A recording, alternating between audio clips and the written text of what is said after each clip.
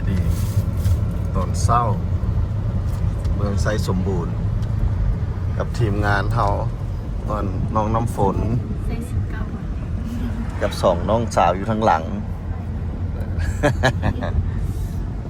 บัดนี้สิพากันไปรอกินข้าวเปียกตอนเศร้าเนาะแล้วสิพากันขึ้นไปภูหัวโล้นนี่เด้ภูหัวโล้นโอ้เขียวงามเนาะเทิงพุ่นภูหัวโล้นโอ้เป็นเขียวงามเอาถ่ายให้เบิ่งบรรยากาศเมืองชัยสมบูรณ์ใส่ดำนาอยู่ลุมวันนี้หญ้าขึ้นเนี่ยบักงามแล้วนี่นะ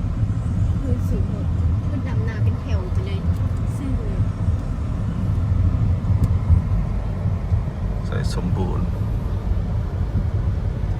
เมืองไอ้จอยได้นี่นะไอ้จอยในสร้างเขาเรามาแต่ใส่สมบูรณ์เลยอยู่แถวนี้แหละนะอันนี้แม่ห้องหมอโอ้ห้องหมอ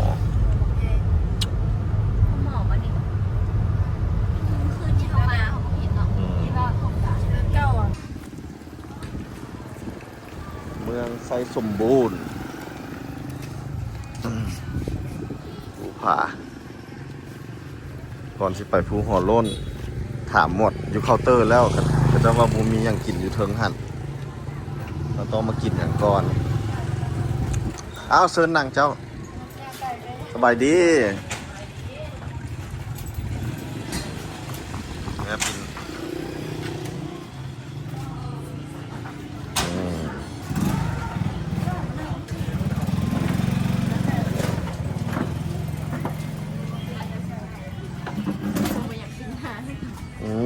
หูจักเนาะรอจินุกเครื่องทางเก้าดิสันอ้าวตอนนี้ตอนจักโมงเดี๋ยวนี้10 โมงเช้าเนาะอากาศก็เย็นดีมื้อนี้22 องศาเนาะเดี๋ยวนี้เรามาลองหั่นใหม่เบิ่งให้โอกาสหั่นใหม่ได้เงินเท่าแน่มาลองหั่นนี่มื้อนี้มีเฟอร์ข้าวเปียกต้มลวกเอาเขายังบ่ได้สั่งบ่ได้กินได้นี่น่ะจะสั่งได้นี่น่ะป้าไปเอาอย่างนี้เฟอร์ไปเลยวะกินเฟอร์เป็นไรสาวๆเฟอร์เขางานนี้เพิ่นบ่กี่ทีเพิ่นบ่กี่ทีพักจานพระจานมันรดปึ๊บปึ๊บปึ๊บอัดปากในห้างสอง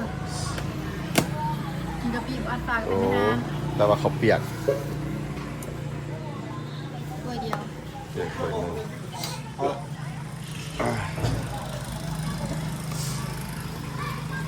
มาเบิ่งในห้านมานั่งเบิ่งอยู่เขาเห็นห้านเสริมสวยมี1 ห้าน2 ห้านอยู่ใกล้กันเลยห้านเสริมสวยแล้วไม่อีกอันหนึ่งแห้โหดห้านขายยา3 ห้านเรียนกัน1ขายยา2ขายยา3ขายยาเป็นเรื่องธรรมชาติเรื่องที่แปลกนี่แล้วห้านนั่นได้ขายดีห้านขายยาหลายคนออกห้าน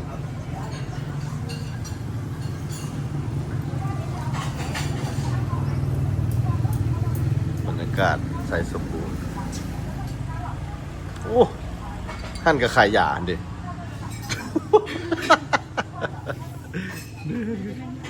ท่านก็ขายยาโอ้ท่านขายยาอ้อมหมดเลยซี่เลยอยู่โซนเขานั่งอยู่นี่นะว้าว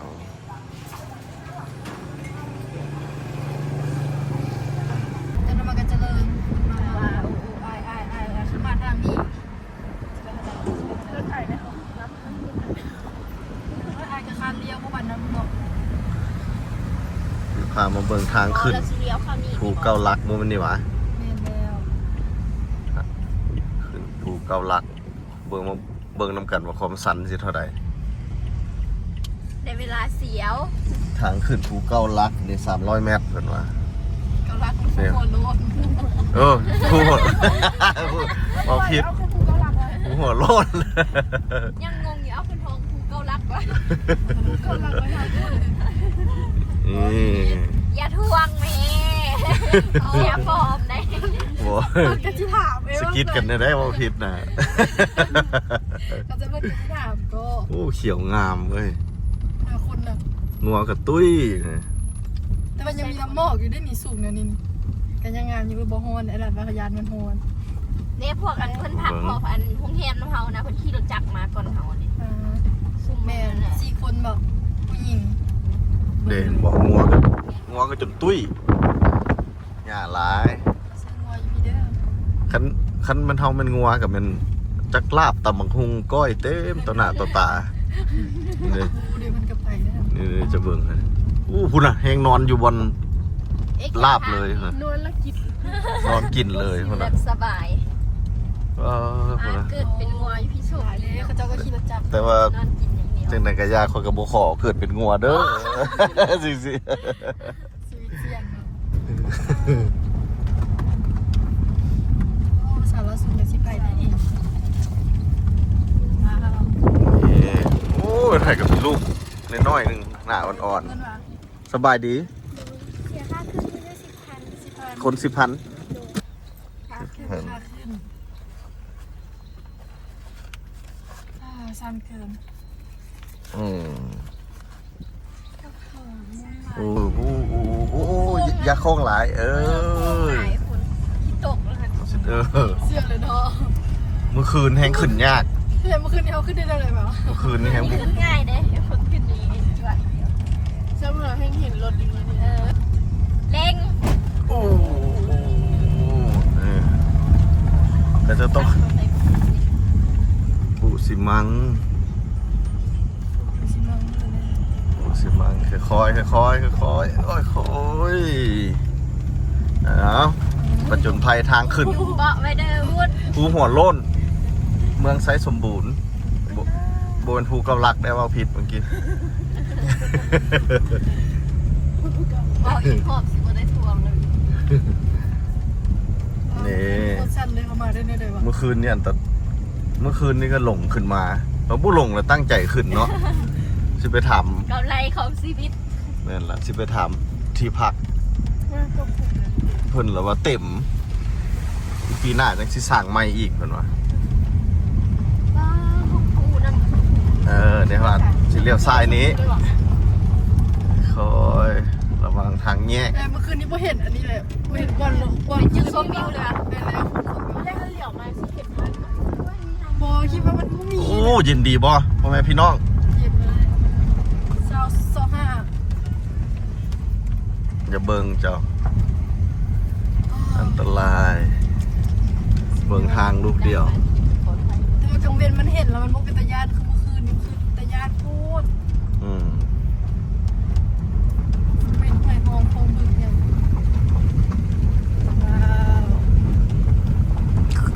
ว้าว มาแล้ว โอ้มันลอยเกิ ขึ้น น ไปถึงคุณ หอยกันที่ขึ้นเท่ากัน มึงเราสูง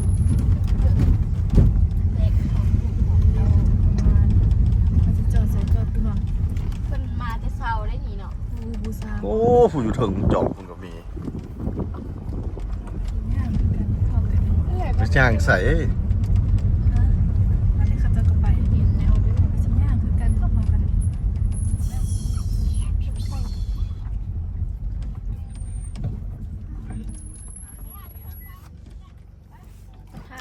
แฟนขึ้น หากันก็ที่ออกก็ แบบเสียวอันนี้ ไว้นี่เลย ผู้หัวโล้น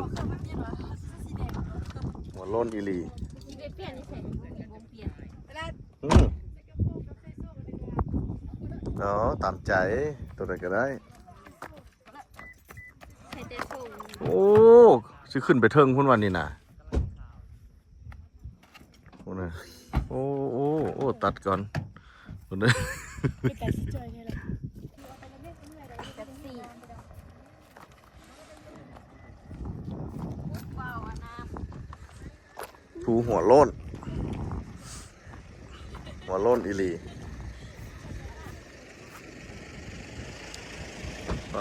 จุดนั้นย่างขึ้นไปเทิงพุ่นนะก่อนขึ้นกับมันอยู่นี่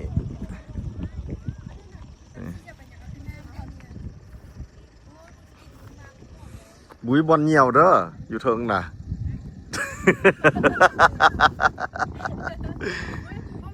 บุ้ยห้องน้ำเด้อ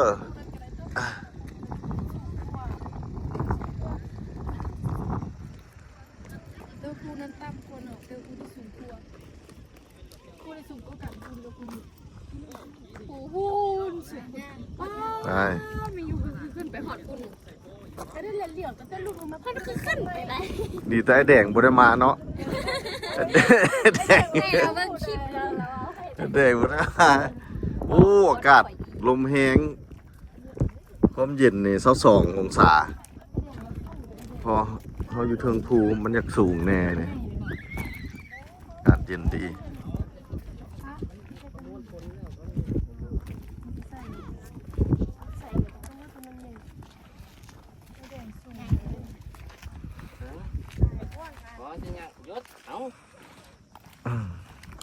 เดี๋ยวมาสมใจแล้วบอล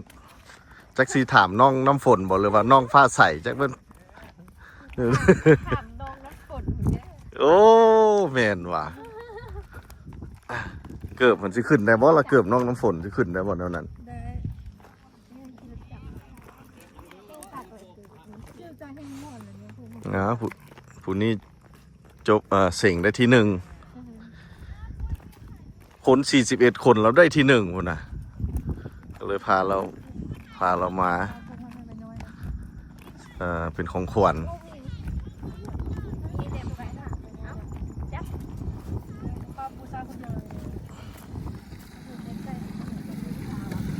โอ้จุดนี้ เด็กมีลูกกันหมดจุดนี้แต่ละคนมีลูก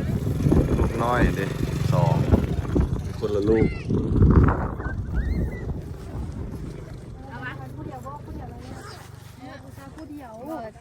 เอาเป็นละมี นี่ เอานี่เอาแล้วแมวเว้ยติ่มตูดนี่ นี่เอา เบิดได้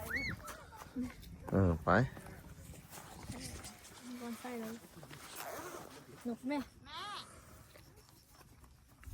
มีหังเองอยู่ในหังหมด เอามันเห็นไงเอา นี่มันหิน บุเต่งเลย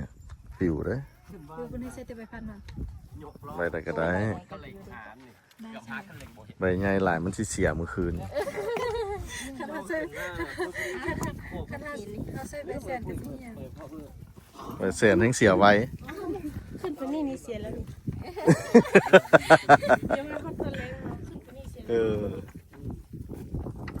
โอ้ยหินต้องแข็งๆนักแน่ เห็นทางแล้วอยากเมื่อเฮือนเลย มันก็ซื้อเลขพร้อม 2 ไปซื้อเลขพร้อม คืนนี้ฝันเห็นคนตายซื้อเลขเด้อเลขอย่างนี้สวย อันนี้คือทางขึ้นเพิ่นเนิร์ดนี่นะ แล้วก็คือสูงๆในนี้พร้อมกัน คืนนี้ฝันเห็นผู้หญิงตาย2 โอ้มีคนมาแปลงทางขึ้นให้แล้วนี่ขุด ที่นี่เห็นอย่างก่อน1 2ว่ะ อันนี้เก่งมากเลยเรา คน ส่วนไอ้แดงมาแล้ว คือทอดไอ้แดงอยู่นี่ไอ้แดงผัดคาไปอันนะไปบางเวียงกับพี่น้องเราอะสัตว์โอ้แดดมาแบบนี้ เดือดมาไหมเราก็นอนตั้ม อะไร นี่คือทอดไอ้แดงเยอะมาปีนภูน้ำกันนี่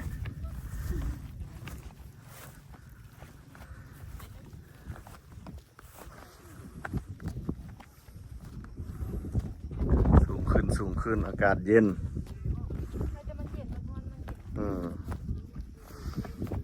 ปั่นอยู่ปักซองคนนั้นเนี่ยความเย็นทั้งเย็นทั้งลมฝนลมแห้งอาจจะเบิ่งบ่ว่ามีลมบ่แต่ว่าลมแห้ง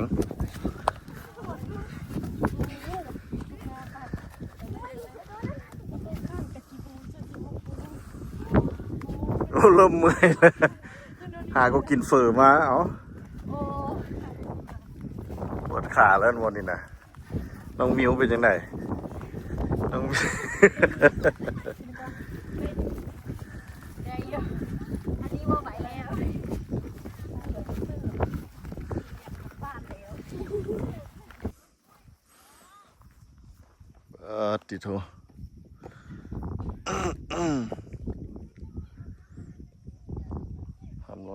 องศาให้เบิ่งโอ้สงสัยเป้าหมายข้าเจ้านี่สิไปถึงพุ่นนี่เดี๋ยวนี้เป้าหมาย ทางเดียว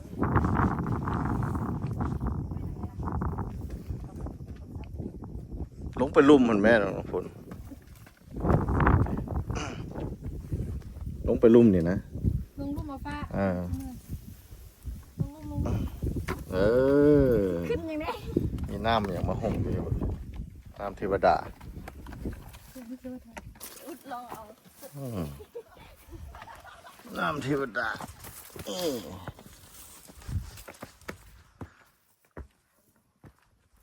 เนาะไปตามเป้าหมาย เสียงบ่ได้แล้วนี่นะผลิตนี่โอ้อันตรายพุ่นเป้าหมายอยู่พุ่นว่าซั่นอ้าวสิขึ้นภูหน่วยนี่โอ้ สีตีนขึ้นไปกัน แต่อุกใจน้ำเกือบจุดนี่นี่แหละ ให้ใส่เกือบอยู่สิมาปิดภูผมมือแห้งๆนี่นะโอ้นี่คือว่าหันใจถอนหันใจแล้วน้องนี่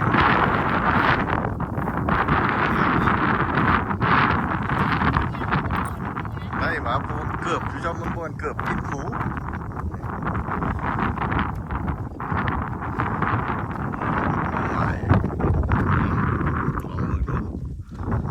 เอามาแล้วนี่อย่างน้องมิวเป็นนี่อย่างได้โจะผักก่อนมันเมื่อยมันสั่นมือแรงนี่คือสินอนรับดีมือแรงนี่อยู่สูงหลายเลยเห็นขี้เฟื่อลอยอยู่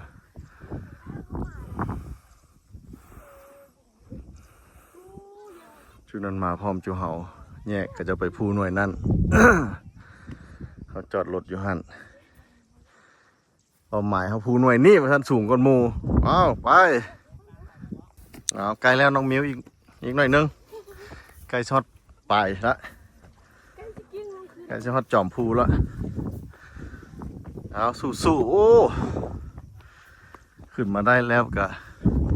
มานั่งลินจักชั่วโมงหนึ่งซะให้มันคุ้มค่าขึ้นมา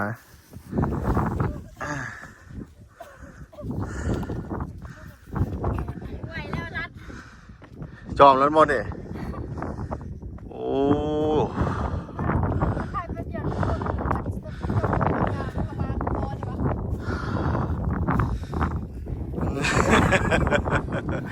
ะ ไม่ไหวแล้ว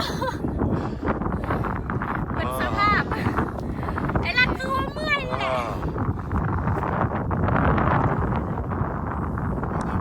ผมแห้งด้วยนี่นะประมาณตัวจุลุมน้องเบอร์มัน3นี่ก็คือซีเมนต์ซาวอยู่เทิงนี่นะเย็นปั่นอยู่ตัวเย็นแต่ว่าบริยูใส่เด้อนี่อยู่ใส่ไก่เด้อนี่อยู่ประเทศลาวเขาเองนี่นะเย็นสูสีกับปักซองเหนือฟ้ายังมีฟ้าตัวนั้นแห้งสูงก่อนอีกพุ่นตัวนั้นโอ้หัวโล้นธรรมชาติสร้างมางามอยู่เทิงนี่ลมแห้ง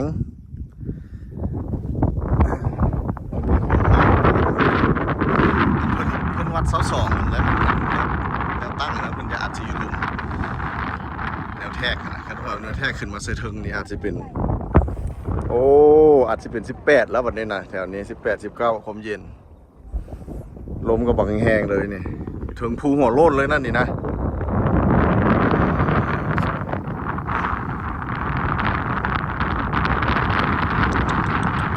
ลมแห้ง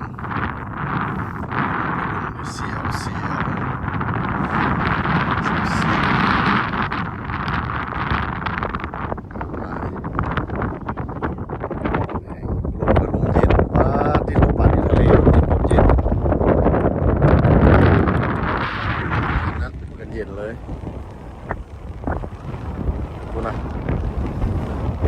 ย็นบ่เย็นเบิ่ง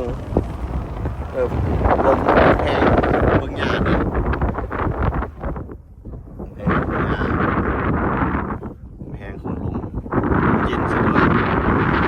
แล้วก็ดีแต่พอขึ้นมาแล้วก็มี